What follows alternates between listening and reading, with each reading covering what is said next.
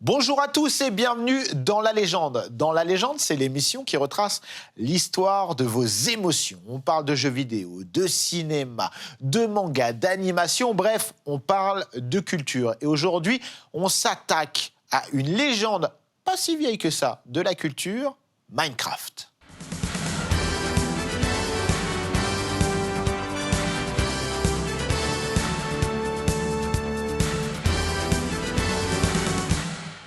Et pour parler de Minecraft, j'ai avec moi non pas des blocs de légendes, mais des personnes bien réelles.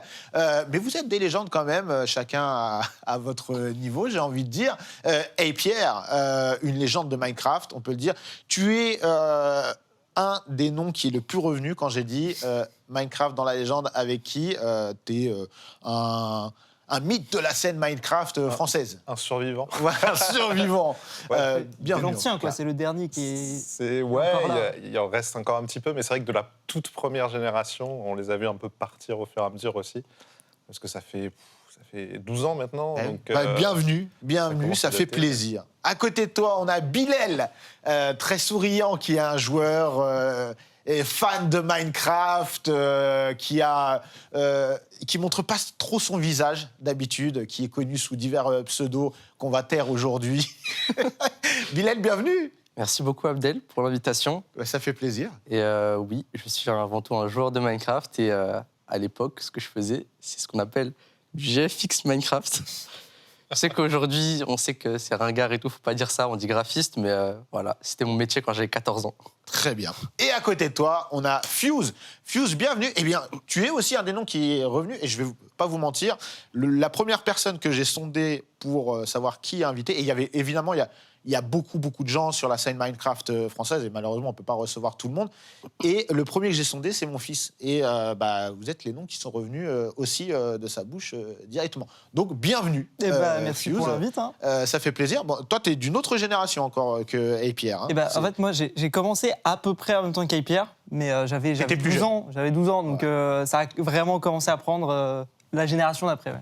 Alors, je précise quand même pour ceux qui ne connaissent pas Minecraft, parfois on a des gens qui regardent les émissions sur des sujets qu'ils ne connaissent pas du tout, et c'est pour moi tout l'intérêt aussi de cette émission, c'est d'inclure vraiment tout le monde.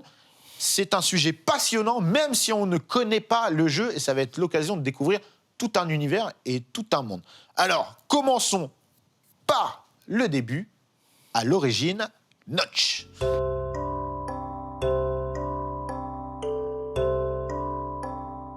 Donc, Notch, le créateur de Minecraft, on va revenir un petit peu sur ses origines. Qui peut me parler de lui, à la base? Qui est-il?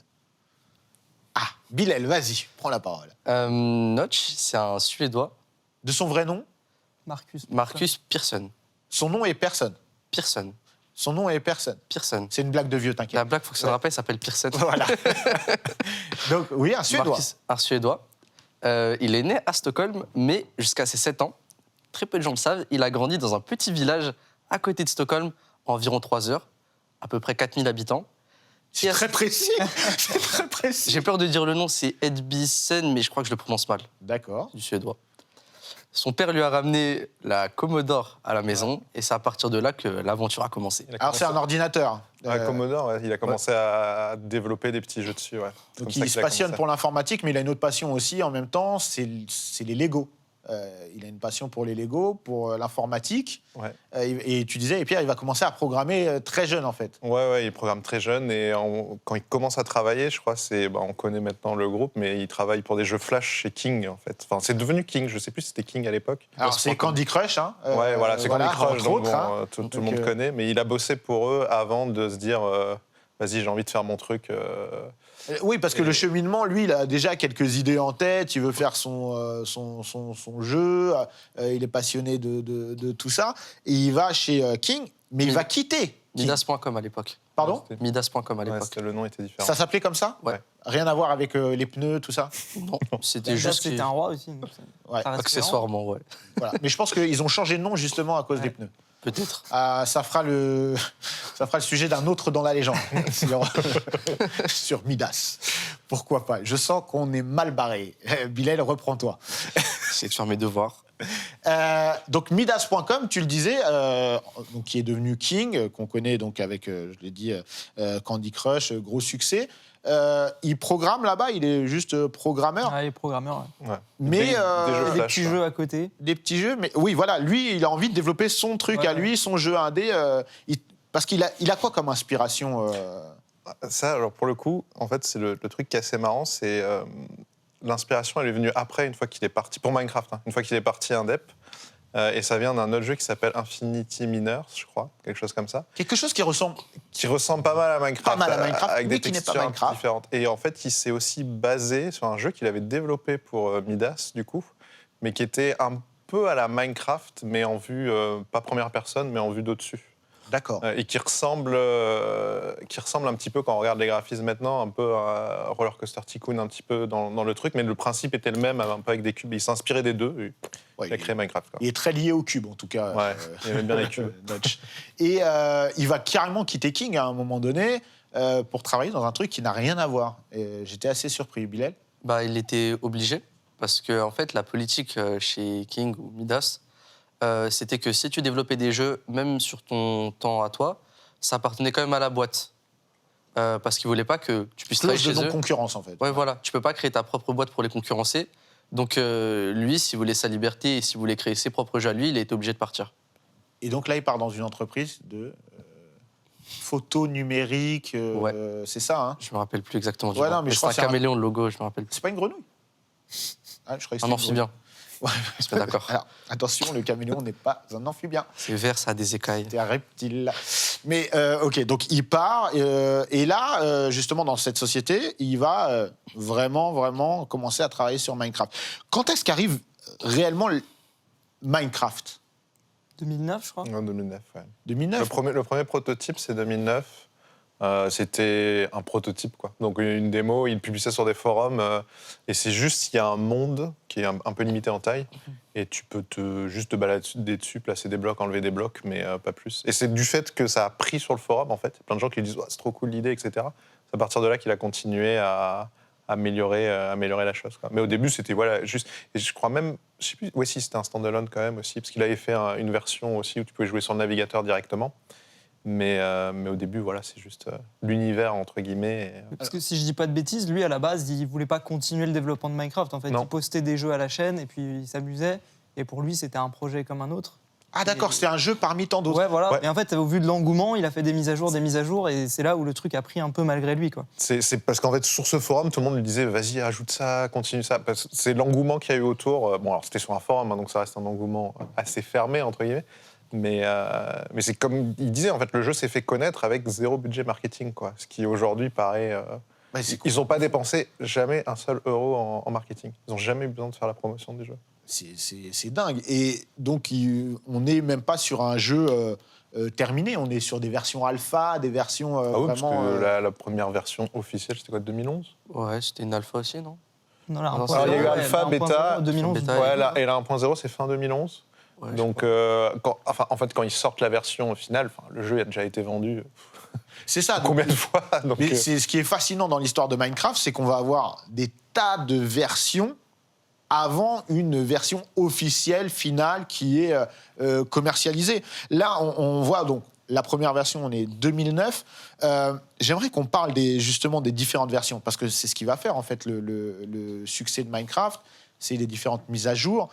Au départ, le mode de jeu, on n'a qu'une map au départ. Et est-ce qu'on peut déjà expliquer ce qu'on doit faire dans Minecraft? Parce que c'est ça qui est un petit peu déroutant, c'est que c'est un jeu bac à sable. Aujourd'hui, on peut le définir comme ça. Il y a différentes choses. En fait, il y a eu une transition entre le tout premier prototype sur les forums et après, quand il sort vraiment la première version alpha, il y a déjà de la génération purement aléatoire des mondes. Et alors, au début, on ne peut pas faire grand-chose, on peut construire quand même. Ouais.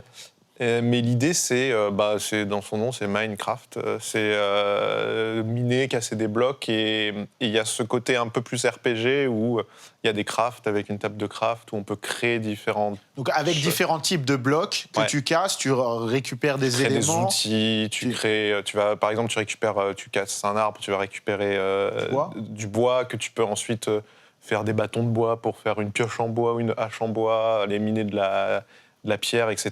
Tu as des minerais, donc toute une évolution. Et au tout début, le jeu est vraiment axé survie aussi, parce qu'il y a t'as des méchants avec des zombies, des creepers. Alors ça, c'est arrivé par la suite. Mais c'est arrivé déjà en alpha, ça. Donc Ça, c'est arrivé en alpha. c'est assez tôt. En fait, la transition entre le premier prototype et la version alpha, elle est assez rapide. Hein. C'est histoire de quelques mois, ça se développe quand même assez vite. Parce qu'il faut savoir qu'il a réutilisé aussi, je crois que pour le zombie, c'était un jeu qu'il avait dev aussi sur l'équivalent du Game Done Squeak. Enfin, non, pas Game Done Squeak. L'équivalent, des fois, il y a des concours comme ça où ils ont 24 heures pour développer un jeu. Et il avait participé à ça, et il avait développé un jeu où il fallait tuer des zombies. Et du coup, il a récupéré le modèle du zombie pour le mettre dans Minecraft. Il y a plein de petits trucs comme ça où il a réutilisé des choses qu'il avait codées avant. Et c'est pour ça qu'il a réussi à développer assez rapidement la version alpha, qui après va évoluer au fur et à mesure des mises à jour. Mais les mises à jour, à l'époque, elles sont très rapides. T'en as toutes les semaines, voire toutes les 2 semaines.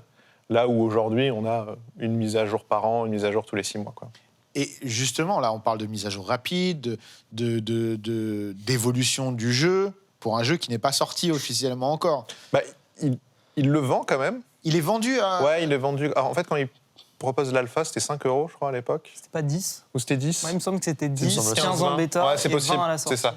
Donc, il le vend 10 €. Et d'ailleurs, petite anecdote sur le sujet, c'est qu'à l'époque, il le vend, et c'est sur PayPal, je crois, jusqu'à ce qu'il ait eu un souci où il se fait bloquer son compte PayPal parce qu'il y avait plus d'1 million d'euros. Ah ouais. Parce que s'est vendu très rapidement, en fait, le temps qu'ils mettent tout. Avant, il y avait place. un compteur sur le site où tu actualisais, tu voyais le nombre de ventes, c'était des millions et des millions, et Ouais. à chaque fois que tu achetais un truc, ça augmentait. C'est ouf. C'était impressionnant. Et du coup, il le vend en alpha, et après, il va se structurer assez rapidement avec sa société Mojang, mais ça va très vite, quoi. Entre 2009, le prototype qui sort, et 2009, où il y a la version alpha et ça commence à se faire connaître de plus en plus en bouche à oreille, ça va très très vite, quoi. Est-ce que c'est pas la première fois qu'on a un jeu vraiment qui, en fait, est créé pour les joueurs, parce qu'il y a une demande sur le forum, on le dit, et au final qui est alimenté de mises à jour vraiment par les retours des joueurs? C'est les retours des joueurs qui font que les mises à jour se font ou pas? Pas Alors, que. Hein. Pas Parce que, il a des idées quand même, Notch, dans Il y a la aussi, tête. je sais pas si tu te rappelles, pour chaque version, moi j'avais la sensation, tu vois, à chaque fois qu'il y avait une mise à jour, c'était des mods avant qui avaient déjà été faits. Alors, ça, c'est arrivé après, effectivement. C'est-à-dire que C'était aussi les joueurs qui ajoutaient Voilà. ce qu'ils voulaient dans le jeu. très rapidement, ce qui s'est passé, c'est que le jeu étant en Java, Notch était OK pour qu'on puisse rajouter des surcouches par-dessus, des mods, quoi. Ce qu'on appelle le mode, c'est modifier un jeu qui est modifié par les joueurs. Voilà, par les joueurs. Et ça, c'était OK. C'était OK, en fait. Ça a toujours été OK.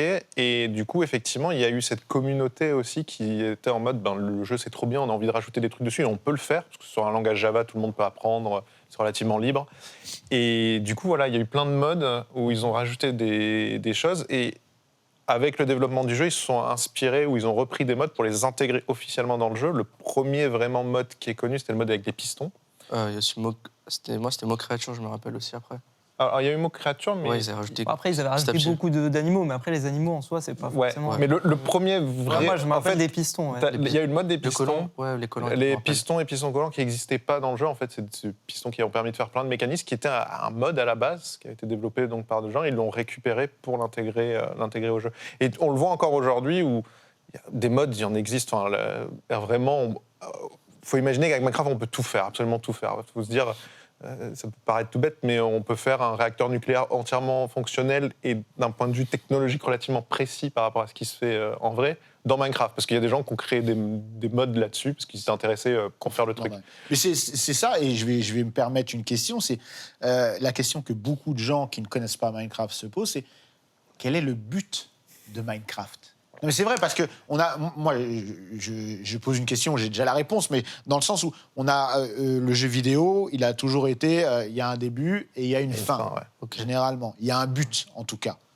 Quel est le but dans Le Minecraft? but officiel, c'est tuer le dragon à la fin. Mais ça a été rajouté après. Oui, voilà. Ouais. Mais le but officieux, c'est... Pour faire un but, justement, Voilà, ça a été rajouté. C'est de faire ce que tu veux, quoi. T'as une idée, tu la construis, et en fait, c'est les Lego, quoi. Comme tu disais, il était fan de Lego. C'est un peu la même philosophie. Par exemple, quand tu achètes des Lego, le but, c'est de monter la pièce que tu achètes. Rien ne t'empêche de tout casser, mélanger tes Lego et construire ce que tu veux. C'est le principe de Minecraft. La seule limite, c'est ta créativité, en fait. Ce que tu as envie de faire dedans. Et vous, quand vous avez commencé Minecraft, par exemple, c'était quoi votre but? Tuer l'Under Dragon, voilà. J'avais 12 ans. Donc toi, faire tu une étais ville. déjà venu, une fois qu'ils avaient ajouté Ouais. l'Under Dragon, qui est, pour contextualiser, comme il n'y avait pas de but, entre guillemets, autre que la créativité et la liberté, ils ont rajouté un boss final, et une fois que tu tues ce boss, tu as une fin, mais tu peux continuer à Ouais, jouer. t'as les crédits, mais et à t'as les créer. crédits. Ok, toi, c'était ça ton but. Ouais, j'ai fait la course avec mon frère pour l'Under Dragon. Et 10 ans après, je peux lui avouer que j'ai triché. Je m'étais give pour aller plus vite parce que je voyais qu'il était bientôt. Voilà, 10 ans après. J'espère qu'il ne regardera pas l'émission. De ton côté, Pierre? Ben, moi, alors, quand j'ai commencé, il n'y avait pas du tout le dragon. En fait, j'ai découvert le jeu un peu par hasard sur un forum, tu vois, en bouche à oreille. Et c'est juste, j'ai beaucoup accroché au jeu, le principe de pouvoir un peu exprimer sa créativité, construire des choses. Et en fait, moi, j'ai joué assez rapidement sur un serveur avec d'autres personnes que je ne connaissais pas. Et ça m'a rappelé un peu l'époque, j'ai envie de dire, même si j'ai pas trop joué, mais l'époque WoW où tu arrivais, tu créais ta guilde, c'était avec des gens que tu connaissais pas du tout. Mais tu avais l'impression de retrouver tes potes. Et, Donc, vous aviez un but commun ensemble et vous vous donniez c'est des l'idée. objectifs. En fait, au-delà des objectifs, c'est chacun, on construisait un petit peu ses créations, ce qui nous passait et on visitait les bases des autres en mode oh, c'est trop bien ce que tu as fait, et puis on s'en inspire pour nous construire d'autres choses. Et moi, j'avais construit comme ça un petit repère de secret de méchants et où j'utilisais. Alors, de la redstone, c'est un peu le côté électronique du jeu, c'est-à-dire tu peux faire. C'est quelque chose qui a été ajouté et La redstone, elle date un petit peu du début, mais il y a plein d'éléments qui ont été rajoutés au fur et à mesure. Mais c'est ce qui permet, par exemple, t'as un bouton, t'appuies sur un bouton et ça permet d'enclencher un mécanisme qui va ouvrir une porte, ce genre de choses. est-ce que vous vous rendez compte que c'est super abstrait pour quelqu'un qui ne connaît pas quand même? C'est difficile, mais il faut l'imaginer vraiment comme pour faire le plus simple, la redstone à un niveau quand même relativement bas, mais c'est comme faire de la programmation dans le jeu. Donc, ou comme faire, que je trouve un équivalent dans la vraie vie, mais comme on était les cours de techno quand on était au collège, tu sais, où tu mettais tes petites diodes, tes petits machins, et puis tu faisais ton petit appareil où tu appuyais sur un bouton, ça faisait de la musique, ça faisait une lumière, ou ce genre de choses, on l'a tous fait. Et bah là, c'est un peu le même principe, mais dans le jeu, avec moins de limites, du coup. Et il y a cette notion d'électronique bas niveau, mais qui est assez intéressant. Et moi, par mon passé d'ingénieur et de développeur, ça m'intéressait vachement ce côté-là, quoi. C'est comme ça que je me suis vraiment plongé dans le jeu.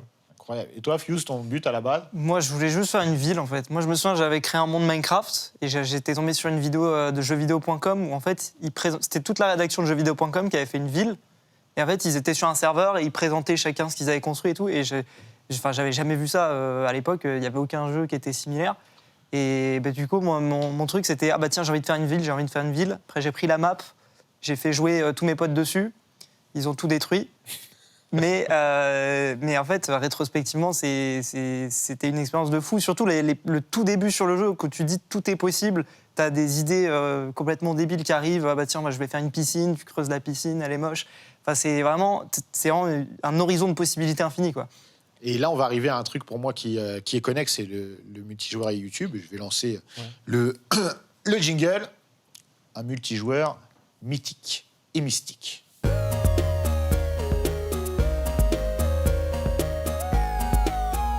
Je disais, il y a quelque chose qui est pour moi super relié et qui va participer à l'explosion de Minecraft. C'est le multijoueur, et 2, quelque chose qui vous concerne tous, YouTube.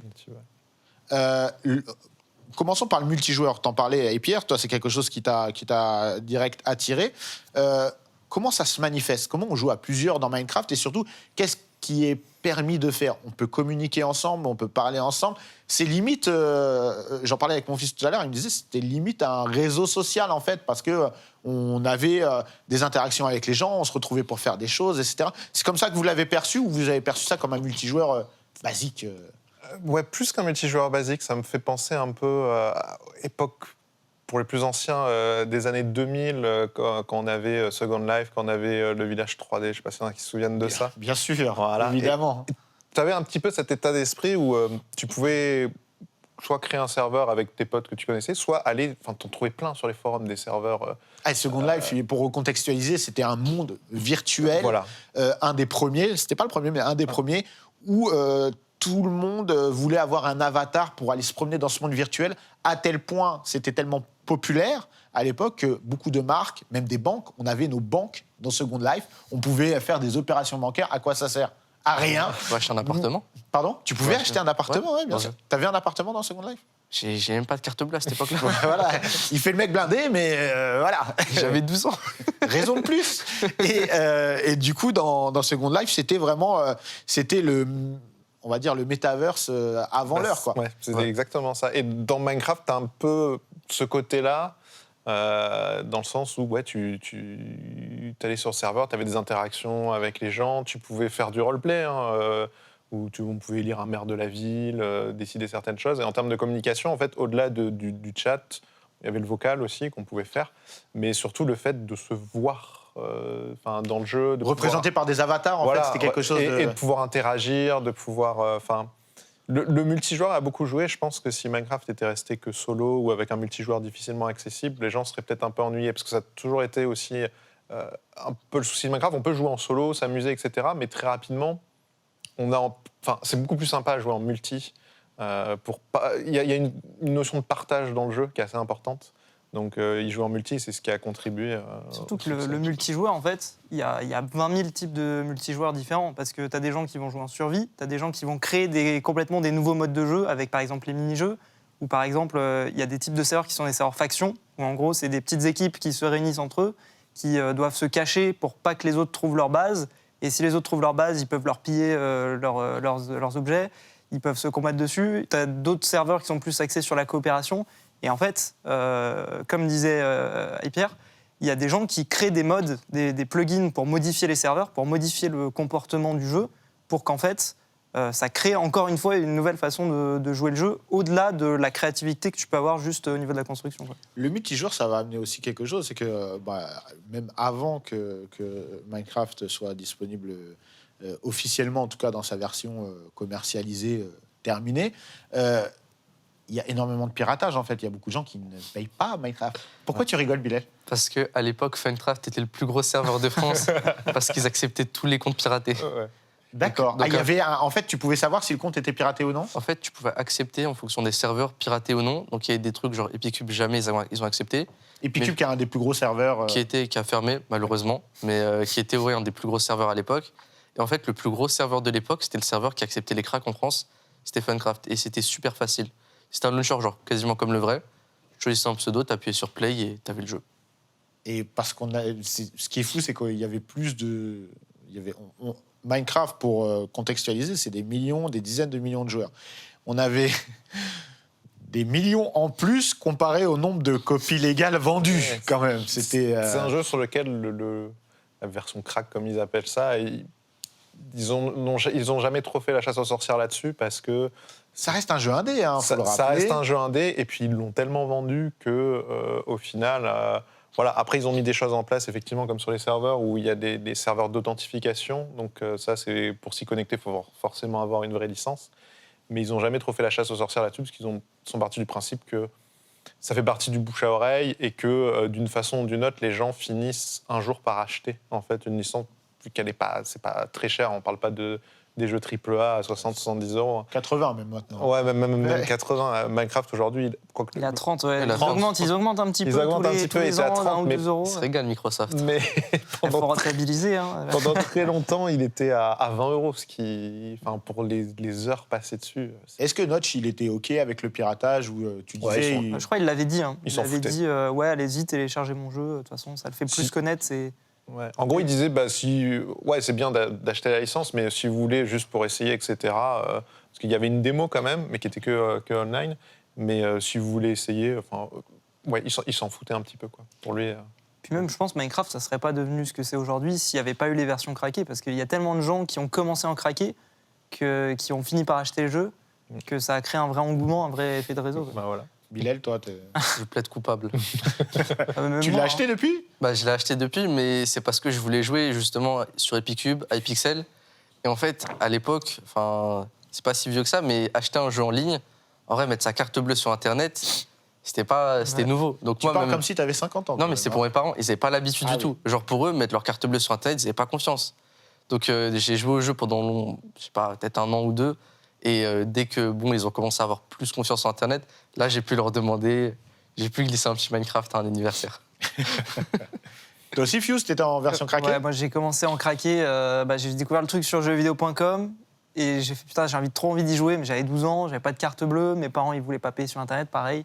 Du coup, forcément, tu trouves des petits liens, il y avait des tutos YouTube à l'appel à l'époque. Et puis forcément, à la fin, tu veux jouer sur les mêmes serveurs que tes potes et tu finis par acheter en fait. Donc c'est limite la version d'essai démo quoi. Ouais. Et à cette époque-là, tu viens de parler de YouTube, on en parlait en préambule, c'est que Minecraft se développe, mais en même temps, en parallèle, il y a YouTube qui se développe à mort et on va voir émerger plein de créateurs YouTube. À l'époque, on n'appelait pas du tout ça ni des YouTubeurs ni des créateurs, quoique YouTubeurs, si, un petit peu. YouTubeurs, c'est quand même Ouais. depuis longtemps. Ouais. Mais pendant un moment, Minecraft va truster tout le temps les top vidéos. En fait, des gens pensent que c'est que pendant un moment, mais il faut savoir qu'aujourd'hui, le numéro 1 en termes de vues, de type de jeux vidéo, c'est toujours Minecraft et très très loin devant Ils ont tout le passé reste. les en 1000 fait. milliards de vues. Ils ont passé les 1000 milliards de vues et ça fait depuis des années que si on regarde en fait par catégorie de jeux vidéo, Minecraft a plus du double du deuxième et qu'ils sont indétrônables. Si on prend au sens mondial, parce que nous on a des fois un peu plus la vision française, mais si on prend au sens mondial, ouais, c'est comme ça. Et il y a effectivement une vraie relation entre l'émergence de YouTube et l'émergence de Minecraft. Ça s'est porté l'un et l'autre, en fait. L'un et l'autre se sont portés parce que, de part de comment Minecraft est, c'est-à-dire, alors aujourd'hui c'est un peu plus accessible, mais à une époque, quand on jouait à Minecraft, il n'y avait pas de wiki, il n'y avait rien, et en gros, à part demander sur des forums comment on craft ce truc-là, il n'y avait pas de livre de recettes dedans, donc il fallait découvrir les crafts un petit peu en cherchant, et donc c'est pour ça que YouTube, il y a beaucoup de créateurs qui ont commencé à créer des vidéos sur Minecraft, c'est pour faire des guides sur comment découvrir Minecraft, comment crafter les choses, etc. Et puis après, ça s'est propagé en voilà ce que j'ai créé, enfin des let's play, voilà ce que vous pouvez faire, des teams aussi qui construisaient en créatif, qui reproduisaient des monuments, enfin des trucs assez incroyables. On va en parler après, ça c'est complètement ouf. C'est Le champ des possibles. le champ des possibles dessus, le fait que ce soit pas juste des blogs. Donc, et voilà, il y a vraiment eu d'émergence avec l'émergence de YouTube, les gros créateurs. Qui est une grosse scène française, Minecraft, donc Ouais. cette partie. Et Pierre, toi, comment t'es arrivé justement à te dire, je vais faire de la... La vidéo dessus, en fait, j'étais sur un petit serveur, donc c'était de PC Impact à l'époque, justement. C'est là-dessus que j'ai découvert le jeu. Et j'étais avec d'autres personnes dessus, et je faisais mes petits systèmes. J'avais fait une petite base, un petit repère secret avec de la redstone. Et je l'ai fait visiter du coup aux gens du serveur. Il y en a un qui m'a dit mais comment ça marche, tu peux m'expliquer? Donc j'ai expliqué une fois à une personne. Le lendemain, une autre personne m'a demandé, je l'ai expliqué. La troisième fois, j'étais en mode je ne vais pas expliquer tous les soirs. Et donc il m'a dit fais une vidéo, comme ça on pourra le montrer à tout le monde. Et c'est plus simple que de les réexpliquer tout le temps. Donc j'ai tourné une vidéo. Donc à l'époque, avec la technologie de l'époque, avec Fraps, en 2012, j'ai fait une vidéo là-dessus pour expliquer un petit peu ma base, montrer comment ça fonctionnait. Et ça a buzzé un petit peu, quoi. Et à partir de là, j'ai eu une petite communauté de 200-300 personnes qui m'ont dit tu peux pas construire ça pour nous expliquer ça aussi. Est-ce que tu peux montrer ça, te faire une aventure? Et puis c'est parti de là, quoi. Donc c'est super communautaire, en fait. En fait, c'est très, très, très communautaire. Et ce qui est marrant, c'est que j'ai démarré avec une base de 200-300 personnes qui est montée un petit peu. Et à l'époque, le plus gros, c'était Fanta, mais ça reste encore le tout début. Et à un moment, j'ai fait une map et Fanta l'a remarqué, donc il a parlé de moi. Et en fait, il y avait vraiment cette notion de communauté où on n'était pas non plus énormément de créateurs sur YouTube. Il n'y avait pas de rivalité. C'était un petit, même si c'était quand même relativement gros, c'était quand même un petit groupe assez communautaire. Et donc du coup, on a grandi l'un l'autre comme ça. Et puis avec l'explosion de Minecraft, forcément les gens allaient voir sur YouTube, ils tombaient sur nous. Et puis On peut dire que Minecraft, ça a changé ta vie? ouais, oui, clairement. Parce qu'à l'époque, moi j'étais développeur informatique. Et puis au bout d'un an après avoir commencé, j'ai quitté mon travail pour me mettre à 100% sur YouTube. Donc, Et aujourd'hui, tu es 100%. ah oui, YouTube. ça fait 10 ans maintenant. Donc, voilà. YouTube et Twitch. Merci, Notch. Merci. Bilal, toi, tu es arrivé sur YouTube avec Minecraft aussi. Tu l'as dit, tu faisais des intros, Ouais. tout ça, tu étais graphiste. Ouais. Il y avait en fait aussi sur YouTube, en plus des tutos de Fanta et tout, il y avait une partie, c'était les musiques animation Minecraft à l'époque. Genre les trucs C'est Fallen vrai. Kingdom, Don't Mind Ouais, at Night, c'est des trucs genre, C'est quand t'as joué à Minecraft, tu les connais. Et même si toi, ça te dit rien, à l'époque, sur YouTube, genre il y a 10 ans, ça faisait genre des 100 millions de vues.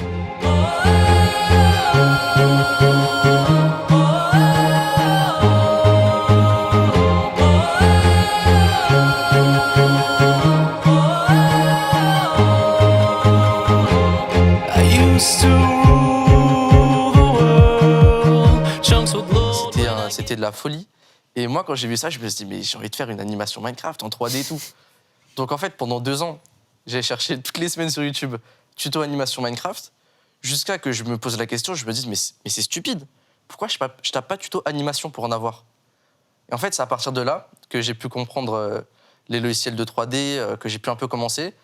Et là où toi, tu as quitté ton travail pour du coup aller sur Minecraft, moi, j'ai quitté Minecraft pour faire mon travail à ce moment-là. Oui, parce que, alors je précise pour les gens qui ne savent pas, tu es un crack en 3D. Je n'ai pas peur de le dire. Je te fais un compliment. C'est toi qui le dis. Je te le dis, tu es un crack en 3D. Et aujourd'hui, c'est par Minecraft que c'est devenu ton boulot officiel dans une superbe agence qui s'appelle Hypnotis.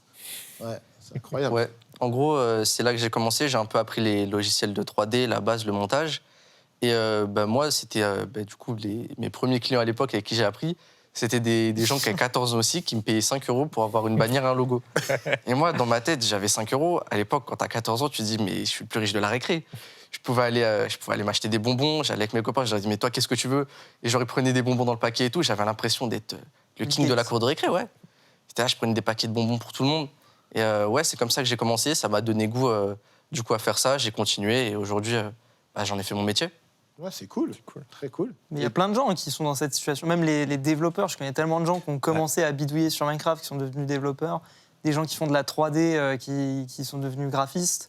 Des gens qui juste même au niveau de la gestion d'équipe, parce qu'il y a par exemple des équipes de builders qui s'organisent pour faire des projets. Et ça, c'est des compétences qui, au final, sont vraiment utiles. Quoi. Et même plus loin, des gens qui ont build et qui sont devenus architectes. Ouais. J'en connais un. C'est vrai. Donc, ça crée des vocations. Puis même YouTube, en vrai, parce que moi, je trouve que Minecraft de ouf. Mais Minecraft et YouTube, c'est ultra lié, parce qu'au final, je pense que tu vas en 2013, tous les gens qui jouaient à Minecraft, quasiment, ils faisaient des petites vidéos pour rigoler, mais t'apprends le montage, t'apprends les bases de parler, etc. C'est vraiment super cool en fait comme jeu par rapport peut-être à d'autres jeux où tu apprends moins de trucs. Je trouve que Minecraft. Non, mais c'est pour ça que je tenais à faire cette émission, parce que moi, c'est pas un sujet que je maîtrise dans l'absolu. J'ai pas du tout de problème à le dire. Et quand j'ai annoncé que j'allais faire cette émission, il y a quelques personnes qui m'ont dit non, mais c'est pas encore dans la légende Minecraft, c'est trop récent, etc. Et je rappelle encore une fois, c'est pas question d'être récent ou non, c'est l'impact que ça peut avoir et l'impact de Minecraft à moyen terme, ça a plus de 10 ans, il est énorme. Et c'est le jeu le plus vendu au monde. Le jeu le plus vendu au monde. C'est pas suffisant pour être dans la légende. C'est toi qui fais les critères? C'est une bonne émission. Et du coup, il y a un truc aussi, c'est que dans le même temps, là, ça va devenir... Minecraft va commencer à ce moment-là à être de plus en plus populaire véritablement, jusqu'à devenir un phénomène de société, on peut le dire. Mais dans le même temps, son créateur, lui, il ne le vit pas très bien. Il ne le vit pas bien du tout, d'ailleurs. Est-ce que vous pouvez me parler de ce qui se passe pour Notch En fait, c'est juste il ne le vit pas bien parce que ça grandit peut-être trop vite. Lui qui a toujours été habitué à faire des petits jeux indés, etc. Et ça grandit tellement vite. Et au bout d'un moment, en fait, il essaye, c'est peut-être son problème, il essaye de rendre tout le monde content. Mais arrive un moment où tu ne peux pas contenter tout le monde, c'est impossible. Et il le dit à un moment pour le bien de sa santé mentale, c'est ce qu'il dit à un moment, je veux me mettre en retrait. Et jusqu'à ce qu'il lâche... un tweet Un tweet, ouais, je crois, où c'est en mode j'en ai marre d'essayer de faire la meilleure chose et que tout le monde me haïsse pour ça, donc je suis prêt à vendre mes parts. Et il le dit comme ça, et sauf que en une semaine, il reçoit plein d'offres, quoi, dont une offre de Microsoft qui était l'offre la plus carrée à 2,5 milliards, je crois. Donc, ce qui, à l'époque... Alors, c'était en quelle année? 2014, non? En fait, 2014, 2,5 milliards d'euros pour un jeu. Il faut savoir que, je ne sais plus, quelques années avant, Disney avait racheté Lucasfilm pour, je ne sais plus, c'était 10 milliards ou un truc comme ça. Quelque chose comme ça. Et là, on parle juste d'un jeu pour 2,5 milliards. Et c'était le plus gros achat. Je pense qu'on peut passer, du coup, au chapitre le rachat de Minecraft par Microsoft.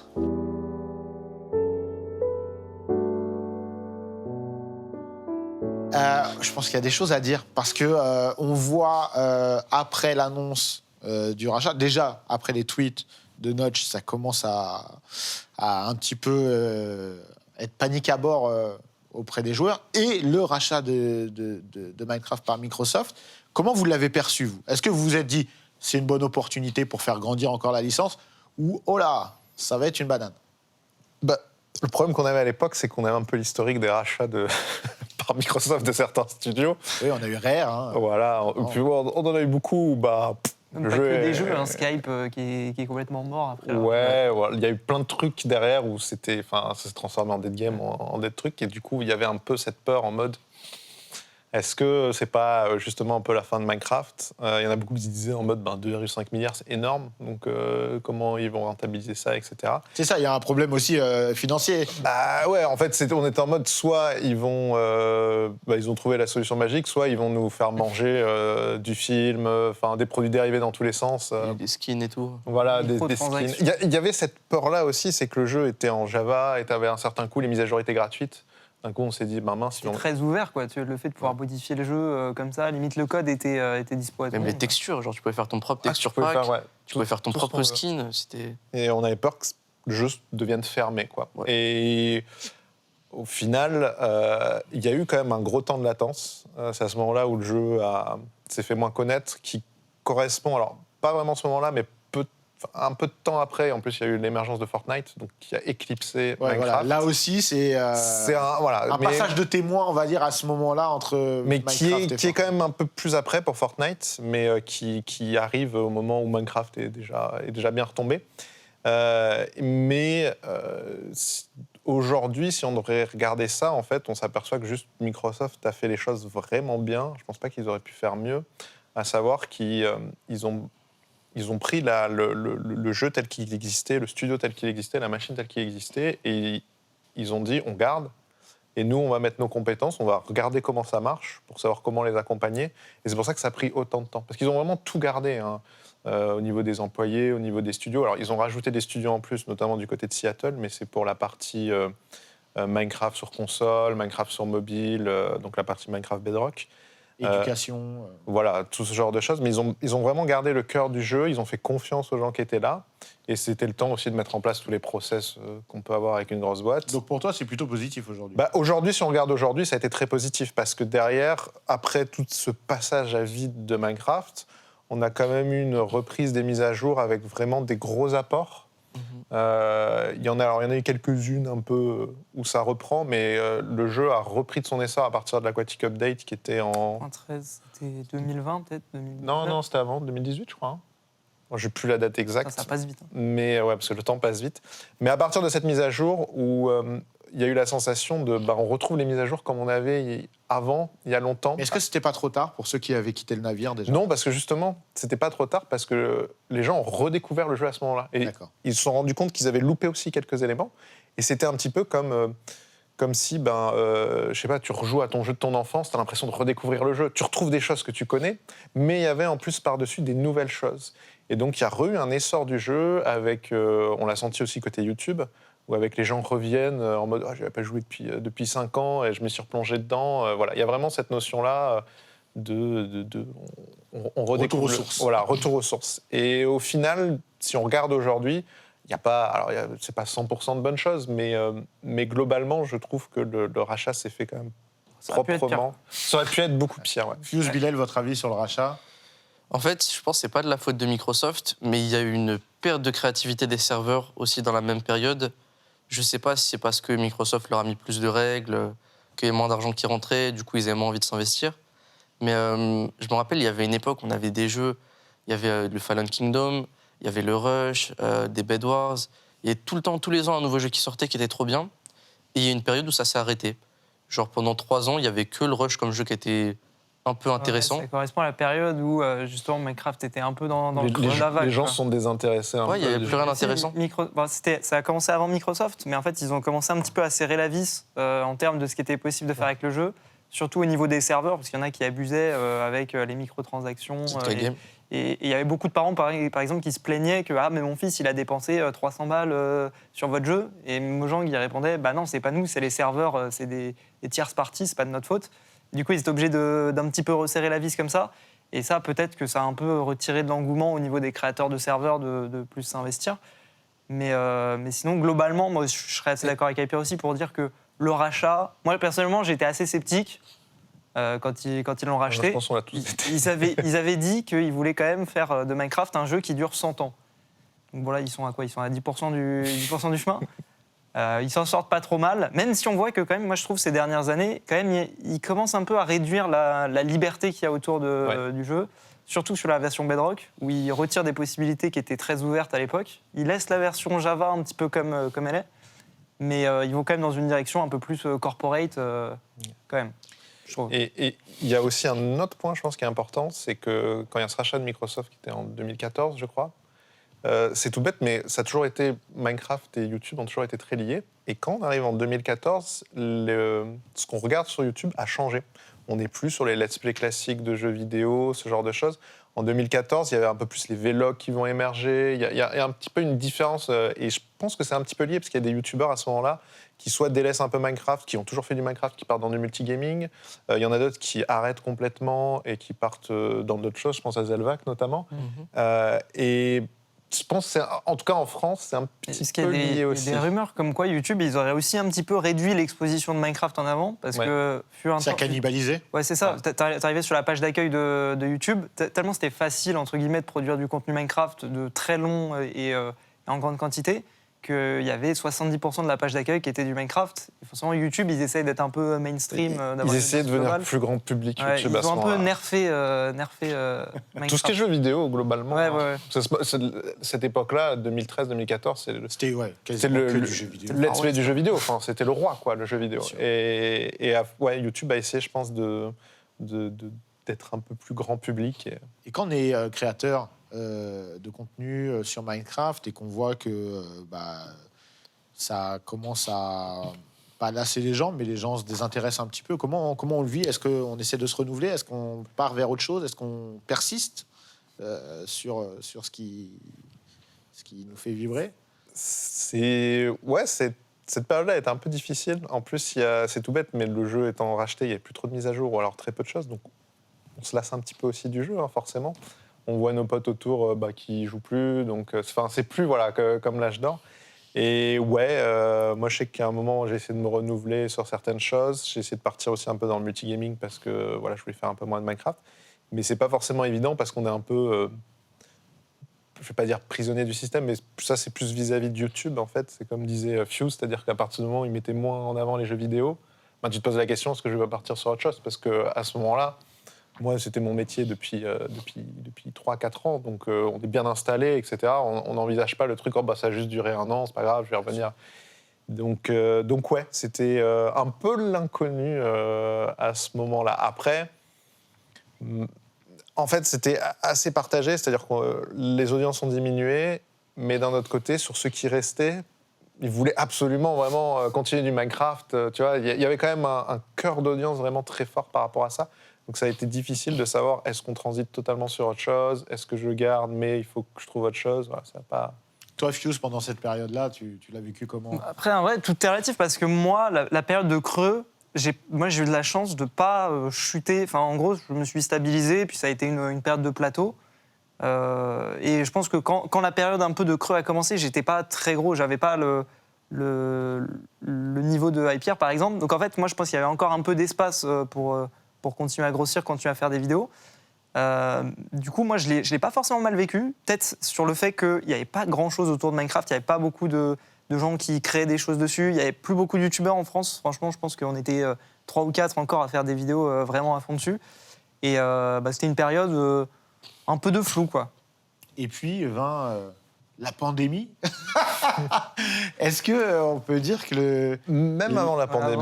Même avant la ça a commencé avec pandémie. PewDiePie qui a fait son let's play sur Minecraft. Il y a eu multiples facteurs. Il y a PewDiePie qui a fait son let's play, qui l'a re-rendu mainstream, on va dire. Il y a eu Fortnite qui On était sur la fin de Fortnite. Oui, parce Bah, il y que a plus pendant les un Worlds. moment, on Ouais. l'a dit.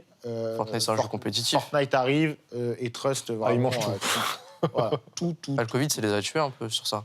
Comme c'est un jeu compétitif, il n'y a plus d'événements, ça vit plus le jeu. Ouais. Le Donc jeu n'est Fortnite, plus- eux, ça Peut-être les leur a gens été- se lassaient aussi. Les gens parce qu'au commençaient début, à il y se avait lasser un Moi, je pense surtout, le facteur nouveauté. Quoi. vu qu'il n'y ait plus d'événements, il n'y ait plus rien, en fait, c'est comme. Moi, le comparatif serait League of Legends pour moi. Ouais. Bah, le League of Legends, s'il n'y a pas de Worlds, il n'y a pas de MSI dans l'année, il n'y a pas de compétition tout au long de l'année, le jeu, en vrai, c'est sympa, mais c'est surtout ça qui le fait vivre et qui fait vivre le contenu autour. Donc, je pense que ça a coûté beaucoup à Fortnite.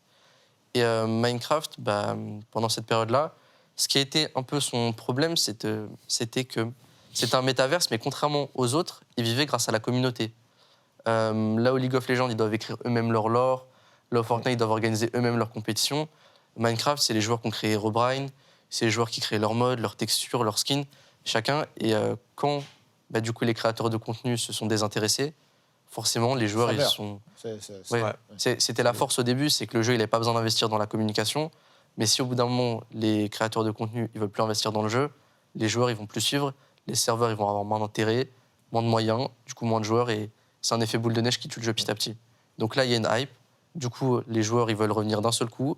Les serveurs, beaucoup de moyens en plus, parce qu'il y a des gens qui vont se payer des VIP, genre comme sur le serveur d'Inox. Et du coup, oui, alors là, c'est... Petit placement de produit. Non, mais en plus de ça, c'est dommage parce que c'est payant son serveur, mais c'est là, récemment, c'est le plus récent, mais ça a relancé une hype, ce qu'il a fait. Parce qu'il y a eu les gens qui sont venus sur son serveur, mais pas que. Il y a des gens qui ont redécouvert aussi. Qui sont Non, non, il faut Ouais. dire ce qui est. Je pense, il y a eu un mix des deux. Il y a eu les vieux qui, à ce moment-là, ont redécouvert un peu le jeu, des nouveaux qui découvraient le jeu pour la première fois, d'autres gens qui n'avaient jamais testé qui se sont dit bah vas-y, on va tester.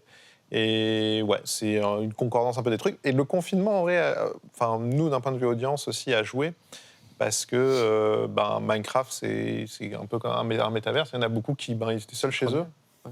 Et d'être dans Minecraft, ils se sentent un peu plus. L'aspect un peu- communautaire. Ah, encore ouais, une l'aspect fois. communautaire, un peu moins seul. Et ouais, je pense pas mal de. Enfin, ça a Bah, contribué au truc aussi. Ouais, voilà, il y a eu de multiples facteurs. Vous l'avez dit, ça a commencé un petit peu avant la pandémie, du coup. La pandémie, Ouais. est-ce qu'on peut dire, là, il y a eu vraiment... ça a remis les gens dessus parce qu'il n'y avait pas grand-chose à faire, tu le disais. Les gens aussi avaient besoin d'un lien social et ils ne pouvaient pas l'avoir dans la réalité, donc ils pouvaient l'avoir dans Minecraft, là où peut-être c'était des gens qui avaient pu jouer depuis quelques années et qui se sont dit, bah, pourquoi pas revenir dessus. On parlait Plus les mises à jour aussi. Parce Voilà. que, à ce moment-là, enfin, Ouais, ils ont fait du bon quand on est en travail. 2020, Microsoft, ils ont enchaîné pas mal de mises à jour et des grosses. Hein. Vraiment. Parce qu'avant, on parlait de mise à jour toutes les semaines, toutes les 3 semaines. Alors ça, c'était au toutes les semaines. tout début du jeu. Après, C'est ça, le petit truc, ouais. ça a plutôt Patch. basculé tous les quelques mois. D'accord. Mais à chaque fois, c'était des petits ajouts. Et puis après, à partir du rachat de Microsoft, c'était un trou noir de 2-3 ans, de 3 ans Ce que facile. tu disais tout à l'heure, la période d'adaptation. on Voilà, va la période dire, d'adaptation. Et après, il y a eu une petite période où il y a eu des mises à jour, mais qui ont, on va dire, étaient plus structurelles par rapport au jeu. Ils ont changé quand même pas mal de mécanismes qui voulaient remettre bien, donc qui étaient profondes, mais avec un peu d'impact dans le jeu, mais pas trop.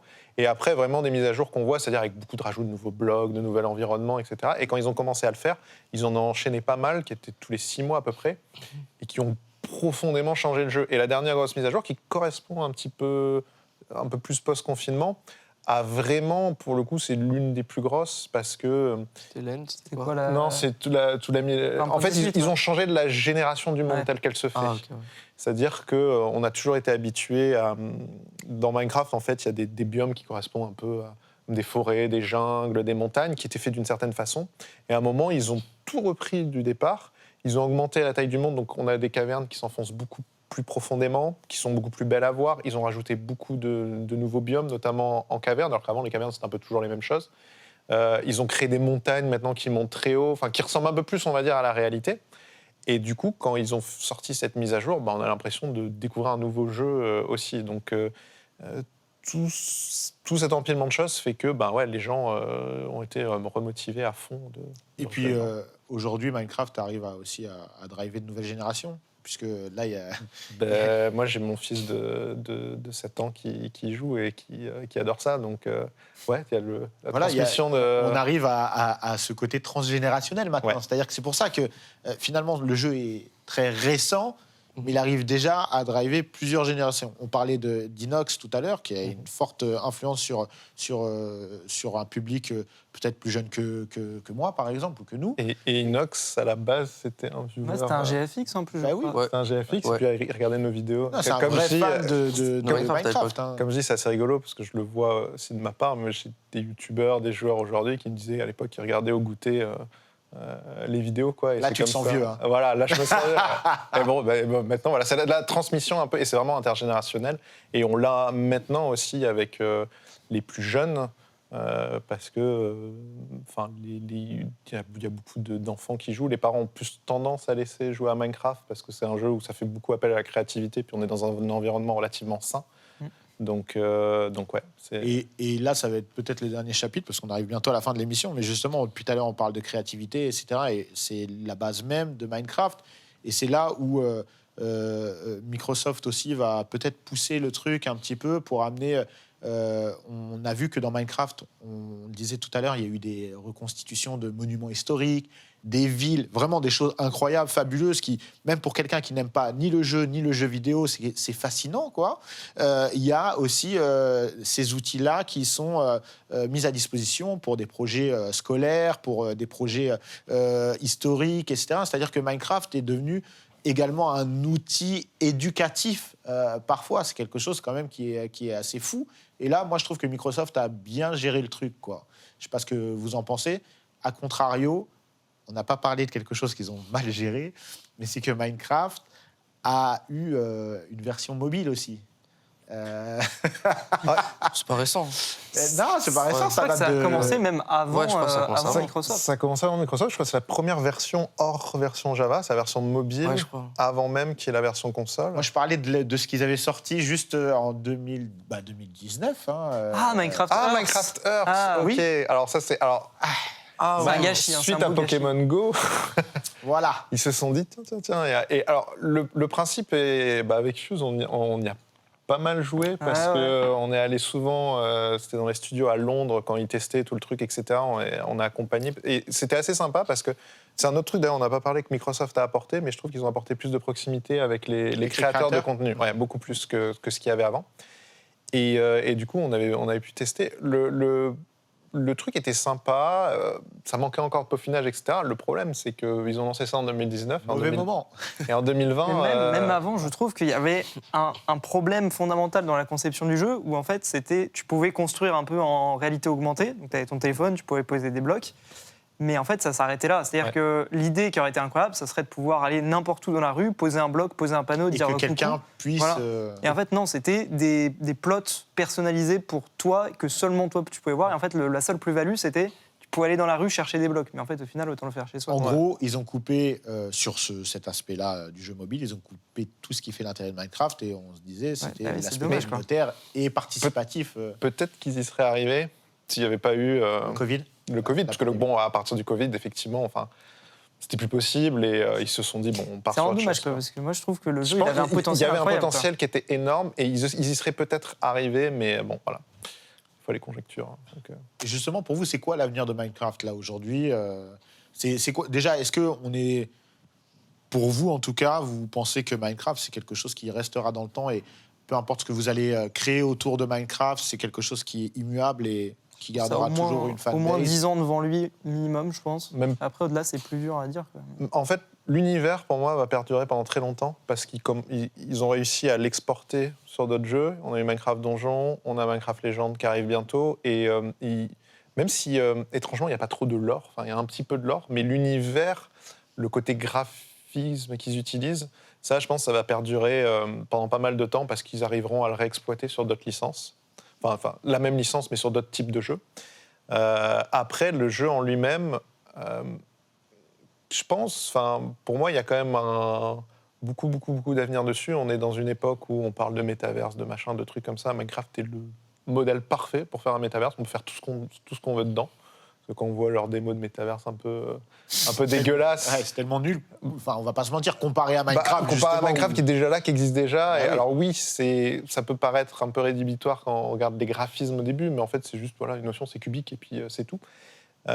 Et après reste à voir quel direction va prendre Microsoft. On sait qu'ils ont voulu quand même forcément rentabiliser et exploiter la licence, donc d'où la version Bedrock avec une version quand même plus fermée, avec un marketplace sur lequel on peut acheter beaucoup de choses. Et reste à savoir, qu'est-ce qu'ils vont faire de la version Java. La plus grande peur que la plupart des joueurs ont, c'est qu'à un moment, ils mergent les deux versions, Java et Bedrock, et qu'on se retrouve avec une version plus cloisonnée. Je pense pas que ça, c'est un peu l'inconnu, mais je pense pas que Microsoft le fasse dans le sens où... Pas tout de suite, en tout cas. Pas tout de suite, parce qu'ils risquent de trop y perdre en termes de réputation, en termes de... Ils ont pas besoin de ça, en fait, pour continuer à rentabiliser le jeu, en fait. Ils ont vraiment pas besoin de ça. Donc voilà, et puis le jeu a déjà vécu 10 ans, il n'y a pas de raison... Tant qu'ils font des mises à jour, il n'y a pas de raison qu'ils... En fait, ça dépendra, je pense, de si... Aujourd'hui, on voit que les prochaines générations s'intéressent au jeu. Il n'y a pas de raison que quand eux, ils se désintéresseront, celles d'après s'y intéressent pas. Ouais. Je pense que là, c'est là qu'on va voir si le jeu, possiblement, c'était peut-être juste un coup sur nous, ça nous a fait de l'effet et c'était un contexte. Ou si, sur le temps, justement, ça peut être comme les Lego. Les Lego, depuis toujours, tu peux le donner à des enfants, ils vont s'amuser avec. Alors que des jeux comme, je sais pas, Fortnite, je pense que c'est un cycle, ça va avoir une vie, et au bout d'un moment, tu vas arrêter. Et je pense que les jeunes, ils auront un nouveau jeu compétitif de tir sur lequel ils vont s'amuser. C'était comme CSGO à l'époque et ça a tourné. Minecraft, il n'a pas vraiment de concurrent parce que ça peut pas être un jeu compétitif Ça peut, mais c'est pas le but. C'est un aspect... Je pense que c'est impossible. Un Vu le aspect du PVP, jeu. Même le PVP fonctionne pas sur le jeu, il est pas codé pour. Mais je suis d'accord là-dessus. Mais c'est un jeu qui est un peu unique. C'est-à-dire qu'il n'y a pas... On en revient en fait à ce qu'on disait au début. Le fait qu'il n'y ait pas de but, c'est peut-être sa plus grande force en fait. C'est-à-dire que c'est la liberté, la créativité, ça n'a pas de limite. Donc c'est en ça que pour moi Minecraft est unique et c'est pour ça, pour moi, n'étant même pas joueur Minecraft, je suis fasciné par ça et ça me donne envie en fait. Vraiment, ça me donne envie. J'ai envie d'y jouer, mais il faut du temps pour ça. Surtout, avant c'était YouTube et c'est bien monté pendant le confinement parce que Twitch est monté pendant le confinement. Donc je pense que là aussi ça peut être l'ère de Twitch pour Minecraft. Peut-être que ça changera de média à l'avenir, mais je pense que là on est dans la période de Twitch qui booste beaucoup Minecraft aussi. T'es en train de me dire je dois me lancer sur Twitch sur Minecraft? Et non, t'es déjà dans la meilleure émission du monde. Tu dis que des vérités, je peux pas te contredire. Factos, voilà. c'est ma langue. Écoutez, merci messieurs, en tout cas, c'est la fin de cet épisode sur Minecraft. Merci beaucoup et bravo à vous pour tout ce que vous faites pour la scène Minecraft. Bravo à tous les créateurs et de contenu autour de Minecraft, parce qu'ils sont nombreux. Merci à vous et merci de nous avoir suivis et on se retrouve très bientôt pour un nouvel épisode dans la légende.